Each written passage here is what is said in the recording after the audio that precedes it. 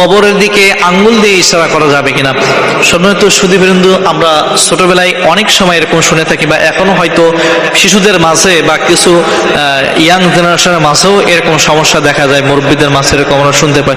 যখন কেউ কবরের দিকে আঙ্গুল দিয়ে দেখা করে, খোরদার আঙ্গুল দিয়ে ইশারা করা যায় না। ছোটবেলায় এরকম দেখেছি, আঙ্গুল দিয়ে যখন ইশারা করে পাশ থেকে একজন নিষেধ করতো যে আঙ্গুল দিয়ে ইশারা করা যাবে না, আঙ্গুল দিয়ে উঁচু করেছো, আঙ্গুল কামড় দাও, এখনো সময় রয়েছে। আসলে এরকম একটা ভ্রান্ত ধারণা যা আমাদের ভিতরে আছে, আসলে কি ইসলামে এর কোনো সঠিক তথ্য রয়েছে যে হাদিস এবং কোরআন এই বিষয় সম্পর্কে কি বলতেছে জানেন? আমরা অনেকে যে কথাগুলো বলে থাকি, এটা সমাজে প্রচলিত একটা ভ্রান্ত কথা, এটার কোনো ভিত্তি কোরআন এবং হাদিসের ভিতরে নাই।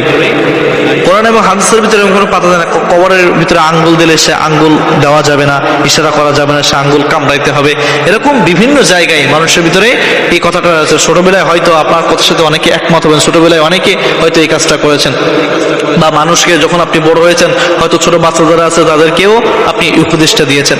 তো আজ থেকে আপনারা এই বিষয়টা মাথায় রাখবেন যে এরকম কোনো কথা কোরআন এবং হাদিসের ভিতরে নাই, এটা হলো সম্পূর্ণ মানুষের বানোয়াট একটা কথা। সুতরাং এই কাজটা আপনারা করবেন না, বা মানুষকে এই উপদেশটা আপনারা কখনো দিবেন না।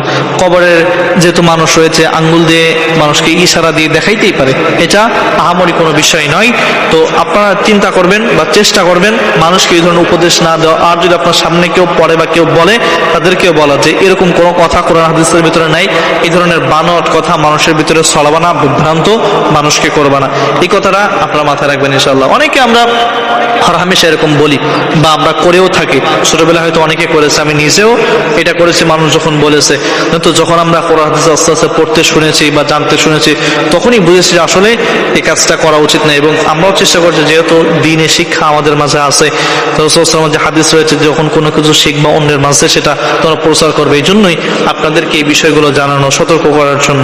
তো আপনারা চেষ্টা করবেন আপনারা নিজেরাও এই বিষয় থেকে, ভ্রান্ত ধারণা থেকে ফিরে আসতে এবং মানুষকে এই বিষয় সম্পর্কে সতর্ক করার জন্য।